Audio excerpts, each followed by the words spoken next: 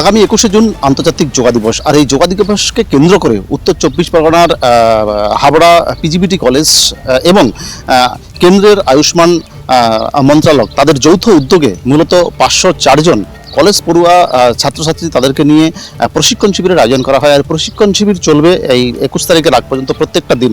মূলত এই যে প্রশিক্ষণ শিবির, এখান থেকে বার্তা দেওয়া হয় যে এই যে অর্থাৎ যোগা দিবসের মাধ্যমে বা যোগার মাধ্যমে বিভিন্ন ধরনের যে শারীরিক যে ব্যায়ামগুলো হয়, সেখানে দাঁড়িয়ে প্রত্যেকটা পড়ুয়াদের, প্রত্যেকটা ছাত্রছাত্রী বা প্রত্যেকটা মানুষের শরীর যেমন সুস্থ থাকে তেমনিভাবে মানসিকভাবে তাদের কিন্তু বিকাশ ঘটে। ঠিক সমাজ যেমন সুন্দর থাকবে, সুস্থ থাকবে, তেমনিভাবে প্রত্যেকটা মানুষ তারাও কিন্তু সুস্থভাবে বসবাস করতে পারবেন, তারা জীবনযাপন করতে পারবেন, অর্থাৎ শারীরিকভাবে তাদের অনেকটাই সুস্থ থাকবেন, কোনো রকমভাবে রোগ ব্যাধি সেই অর্থে। অর্থাৎ 21 তারিখ যেই আন্তর্জাতিক যে যোগা দিবস, সেই দিনটা কীভাবে উদযাপন হয় গোটা বিশ্বের পাশাপাশি এই যে পড়ুয়ারা তারাও আবার কীভাবে অংশগ্রহণ করেন সেদিকেও কিন্তু নজর থাকবে আমাদের।